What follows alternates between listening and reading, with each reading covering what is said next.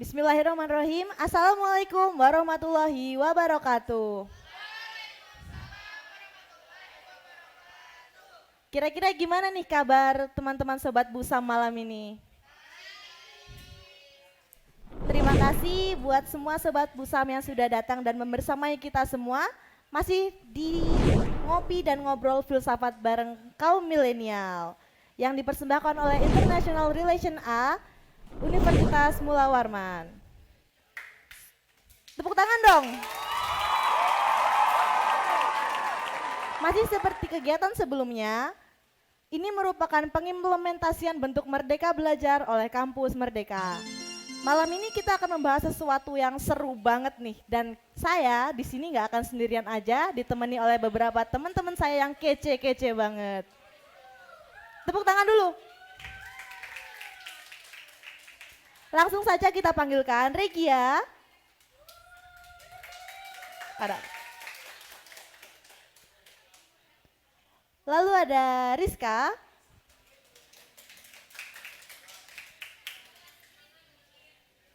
Diva yang super cantik. Oh my god. Lalu ada Jamie yang super ganteng nih malam ini. Tepuk tangan dulu dong buat semuanya. Nah, karena teman-teman pembicara yang super kece sudah pada ngumpul, akan kita mulai nih podcast malam ini seperti yang kita bisa lihat di atas dengan tema apakah Tuhan itu ada dan apa sih tujuan mengetahui ada atau tidaknya Tuhan. Nah, saya akan sedikit memberikan pertanyaan-pertanyaan, mungkin bukan pertanyaan sih, kita akan sedikit berdiskusi di sini dengan teman-teman semuanya. Mungkin teman-teman pernah nggak sih terbesit dalam pikiran kalian untuk bertanya kayak apa sih itu Tuhan? Tuhan itu ada nggak sebenarnya? Dan kira-kira apa tujuan kita untuk mempercayai Tuhan di dunia ini gitu kan? Jadi menurut teman-teman pembicara yang keren-keren ini, Tuhan itu ada nggak sih? Dan makna dari Tuhan itu sendiri apa kira-kira? Silakan yang mau memberikan opininya terkait hal tersebut. Selamat malam semuanya. Kalau dari saya sih Tuhan. Perkenalkan dulu. Selamat malam semuanya. Saya Rizka. Di sini saya akan menjawab pertanyaan dari moderator. Jadi menurut saya itu Tuhan itu ada dan makna Tuhan bagi diri saya sendiri itu adalah seorang kreator. Tuhan adalah zat yang merupakan pencipta, kreator dari seluruh dunia atau alam semesta ini. Kalau dari teman-teman bagaimana? Nah, silakan yang mau menambahkan. Halo teman-teman, perkenalkan nama aku Regia dan akan sedikit membahas tentang keeksistensian Tuhan ya. Oke, kan ditanya, menurut saya Tuhan itu apa? Kalau dari pendapatku sendiri, aku nggak bisa menyebutkan Tuhan itu apa. Karena seperti yang sudah saya dan teman-teman pelajari kemarin, Tuhan itu kan di luar pemikiran kita, di nalar kita. Kita nggak bisa menentukan. Misal aku bilang, Tuhan adalah zat, Tuhan adalah roh, Tuhan adalah wujud ini, wujud A, wujud B. Itu berarti sama aja aku membatasi wujud Tuhan. Sedangkan aku sudah tahu Tuhan ini jauh lebih besar dari pemikiranku. Jadi aku nggak bisa bilang Tuhan itu zat, Tuhan itu bentuk A, bentuk B, bentuk C. Jadi simpelnya Tuhan ini masih jauh lebih besar untuk aku jawab dia itu apa. Terima kasih. Itu aja kan dari teman-teman, mungkin mau menambahkan lagi? Ada teman-teman?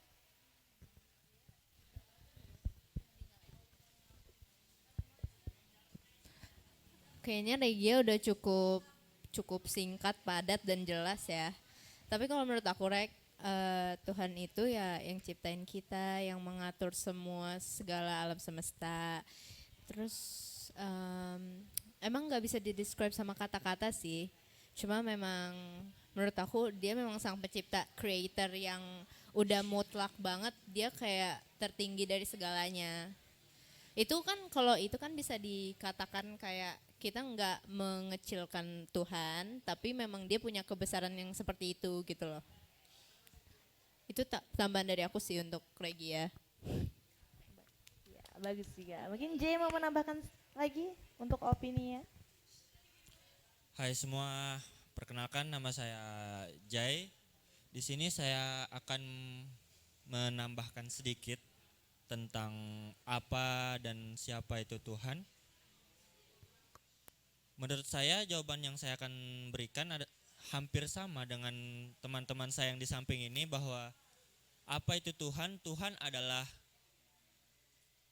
eksistensi di mana di luar ruang dan waktu yang kita tidak bisa definisikan bentuknya. Tuhan adalah creator, pencipta dari kita semua yang ada di sini, pencipta alam semesta yang sudah Dia buat alam. Mungkin itu saja yang bisa saya tambahkan. Terima kasih. Oke, itu tadi opini dari teman-teman kita semua. Nah, aku mau nanya lagi nih, kira-kira kalau Tuhan itu berada di atas segalanya di dunia ini kan, Dia sebagai creature kita tidak bisa membayangkan seperti apa itu Tuhan. Jadi menurut kalian nih Tuhan itu fisik atau metafisik di dunia ini? Bagaimana coba?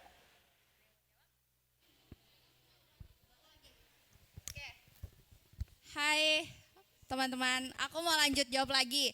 Tadi ditanyain ya, Tuhan itu fisik atau metafisik? Sebenarnya jawaban ini tuh masih 11-12 dengan jawabanku yang tadi.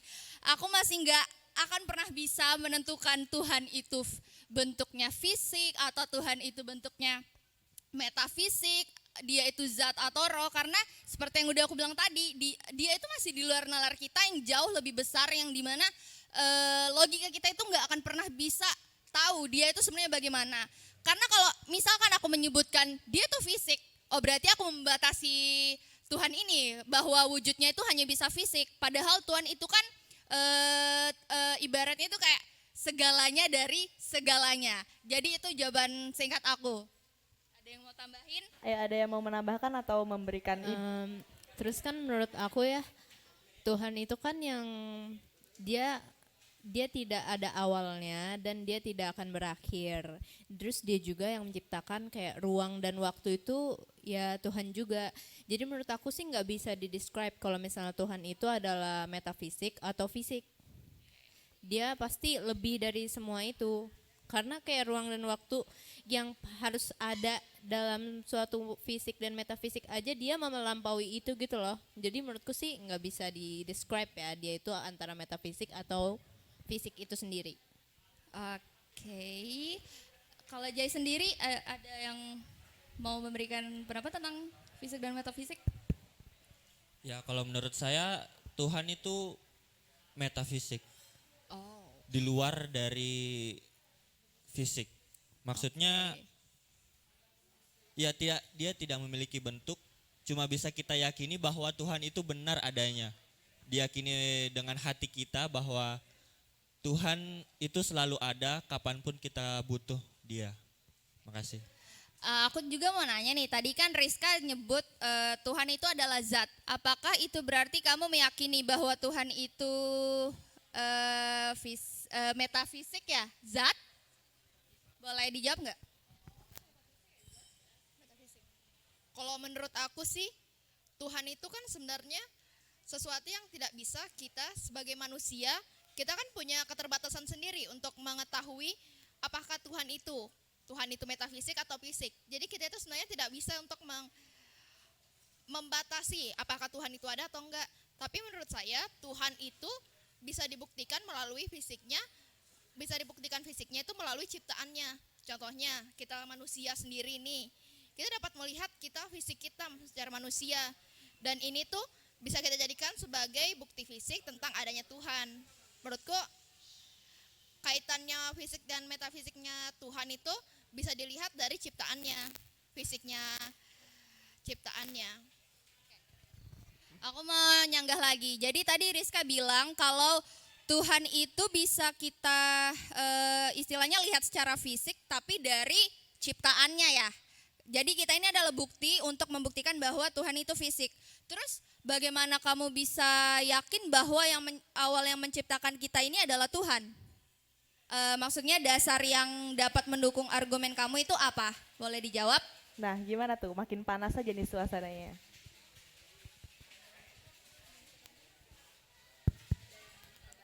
Ya mungkin saya akan membantu sedikit memberikan jawaban mengenai pertanyaan dari sanggahan dari Regia. Kenapa dia menganggap bahwa pencipta itu adalah Tuhan? Bisa kita ibaratkan kamu adalah Regia. Kamu pasti punya, kamu berasal dari pasti ibumu. Lalu ibumu punya ibu. Lalu ibumu punya lagi ibu. Sampai seterusnya sampai ke manusia pertama. Nah, manusia pertama ini tidak mungkin langsung ada. Nah, maka dari itu pasti ada yang namanya pencipta. Yang tidak ya susah kalau kita mau mendeskripsikannya. Maka dari itu kita simpulkan, diambil kesimpulan secara rasional, logika yang masuk akal bahwa segala sesuatu ini pasti ada awalnya. Terima kasih. Jadi Jaya meyakini bahwa awalnya itu kita semua ini dari Tuhan. Oke, jadi kamu mempercayai suatu statement yang dimana semua yang ada di bumi ini berasal dari Tuhan. Berarti dapat saya simpulkan kamu nggak mempercayai beberapa teori sains yang ada di dunia ini, seperti awal terjadinya dunia, yaitu teori Big Bang. Iya, berarti kamu nggak percaya ya? Kalau saya kembalikan lagi pertanyaannya, teori Big Bang ini muncul kan karena ledakan. Oh iya. Nah, ledakannya ini apa yang membuat dia meledak? Nggak mungkin kan sesuatu meledak tanpa ada pemicunya, tanpa ada yang membuat suatu gerakan. Itu. Terima kasih. Baik. Sama ini sih, kan dia itu teori Big Bang tuh pertama suatu zat ya yang meledak. Terus sebelum ada zatnya ini ada apa lagi ya kira-kira? Pasti kan kita juga nggak tahu kalau itu tuh benar-benar apakah itu cuma awal dari alam semesta ini atau sebelum itu tuh ada lagi kemungkinan lain yang mungkin dulu ada manusia lagi terus dia musnah dan terjadinya lagi suatu atom ini yang meledak gitu-gitu kan kita nggak tahu ya. Jadi menurut aku sih nggak bisa dibilang kalau misalnya ada awalan dari dunia ini. Aku ingin nanya lagi, tadi kan Jai berpendapat bahwa Tuhan itu metafisik ya. Rizka juga berpendapat metafisik atau fisik tadi ya?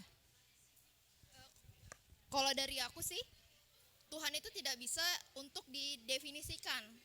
Tidak bisa kita sebut dia metafisik atau tidak bisa kita sebut juga dia fisik. Aku mau nanya, aku mau sanggah yang Jai tadi bilang Tuhan itu metafisik.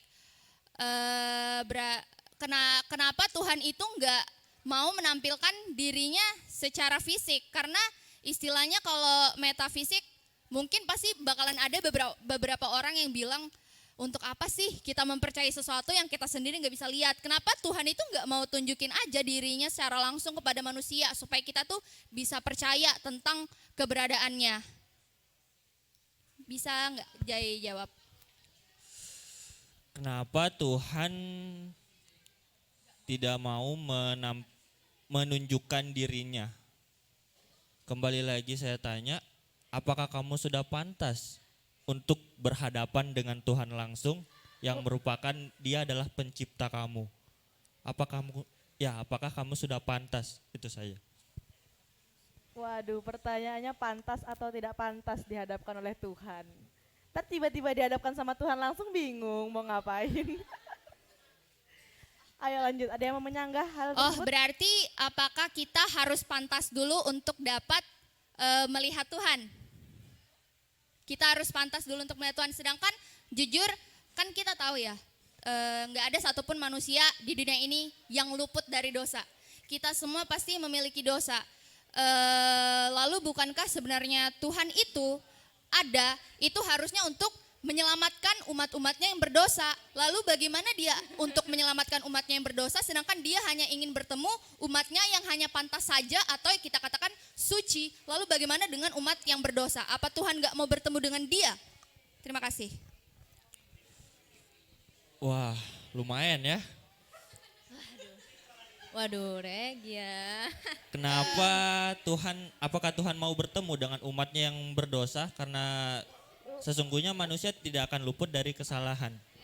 Maka dari itu kembali lagi ke manusianya. Kalau kita berkeyakinan bahwa setelah dunia ini masih ada dunia selanjutnya. Maksud saya, bisa jadi saya menganggap bahwa setelah mungkin saya meninggal dan jika saya masuk surga, saya bisa saja saya bertemu dengan yang namanya Tuhan. Kan saya tidak tahu. Setelah itu apa yang terjadi setelah saya mati. Maka dari itu sudah sepatutnya manusia jika ia melakukan kesalahan atau berbuat dosa, setidaknya dia memperbaikinya atau dengan kita sebut bertobat. Jadi ya manusia memang tidak luput dari kesalahan, tapi kita harus memperbaiki kesalahan-kesalahan tersebut dengan bertaubat. Terima kasih. Aku izin menambahkan dulu sebentar. Oke. Pertanyaan sebelumnya, kenapa Tuhan tidak menampilkan dirinya secara fisik kepada manusia makhluknya? Kalau dari saya, kalau Tuhan menampilkan dirinya secara fisik, apa bedanya Tuhan dengan manusia itu sendiri? Bukankah seharusnya Tuhan itu lebih daripada manusia itu sendiri? Kalau misalkan creature sama creationnya itu sama aja, kalau yang pencipta sama yang diciptakan itu sama aja, apa yang membedakan mereka? Kalau sama-sama bisa dilihat secara fisik. Waduh, tadi Ya, mau dari menambahkan yang lagi? kita bilang pertama tadi kan kalau Tuhan itu melampaui metafisik dan fisik ya. Tuhan itu melampaui metafisik dan fisik. Jadi apalagi kita ini kan ciptaannya yang luput akan segala kekurangan lah ya.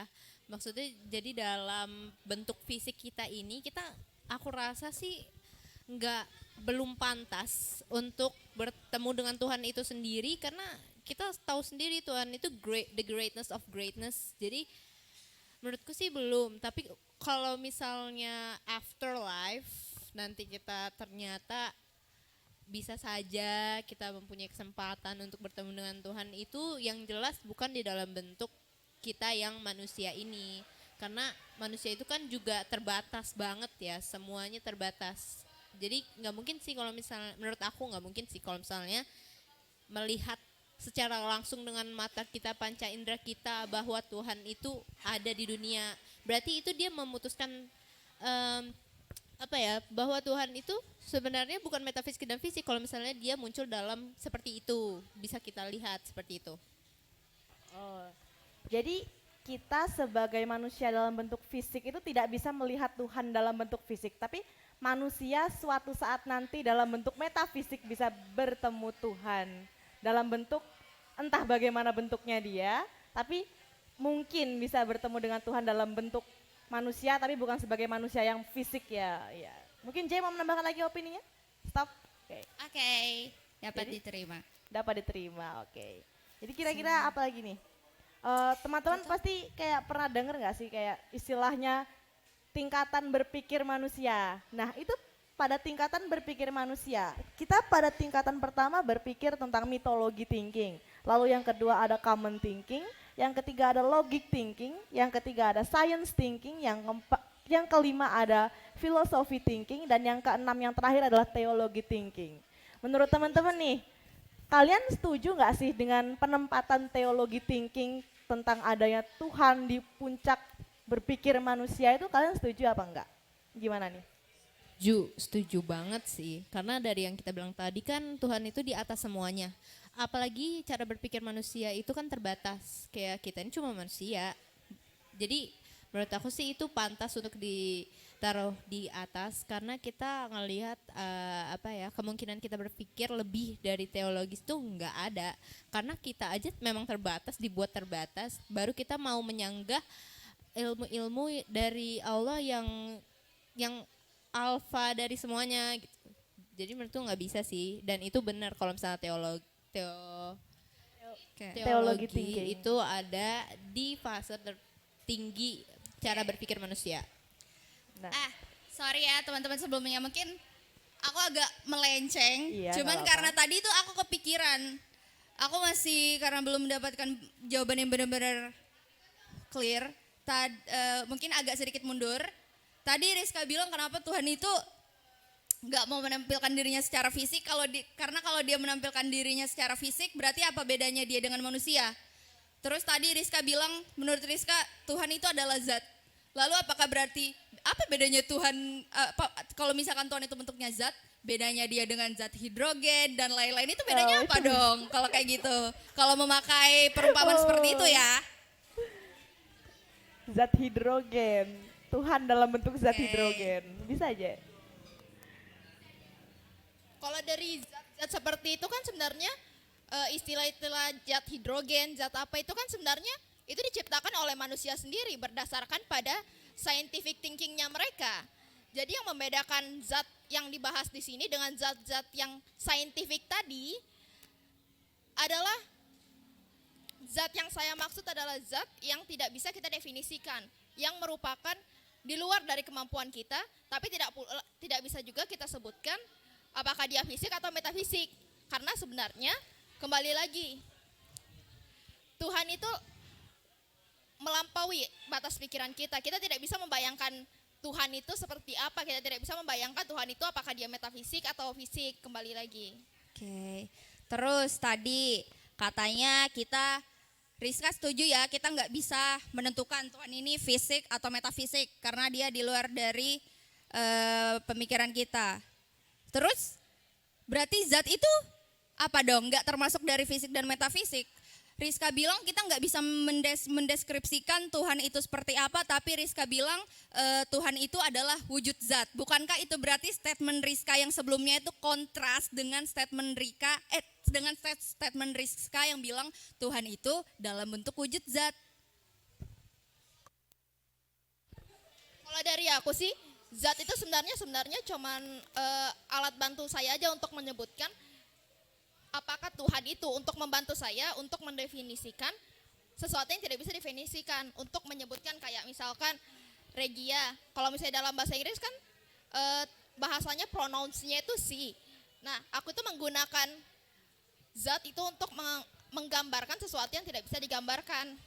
Jadi itu sebenarnya cuma alat bantu saja. Zat sebagai alat bantu. Singkatnya, zat yang kamu maksud di sini itu adalah nama lain dari Tuhan. Zat DZAT beda dengan ZAT. Bukan Itu yang terima dia kasih. masuk kayak zat yang dibuat manusia, itu bukan. Jadi kayak zat yang lebih bukan kayak hidrogen, no. Maksudnya zat itu cuma perumpamaan dia aja untuk menyebutkan Tuhan itu. Kayaknya sih gitu. Oke, dapat diterima. Oke, tapi ngomong-ngomong nih, berbicara tentang Tuhan tadi. Tuhan itu seperti yang orang-orang bilang maha adil ya. Mahadi. Jujur sebenarnya aku awalnya mikir pertanyaanku tadi yang kenapa Tuhan itu nggak mau memunculkan dirinya secara fisik, aku pikir kalian bakalan jawab yang kayak sudah menjadi jawaban umum ya. Biasa orang-orang kalau ditanya gitu pasti jawabnya bilang kalau misalkan Tuhan kasih tunjuk wujudnya secara fisik, kasihan dong umatnya yang tidak bisa melihat. Nah, itu sebenarnya statement yang sudah tersebar luas seperti itu, kalian setuju nggak sih? Setuju nggak kira-kira kalau misalnya Tuhan menunjukkan dirinya dalam bentuk fisik, manusia yang tidak bisa melihat tuh nggak bakal bisa ngelihat dia. Kira-kira setuju nggak? Hah?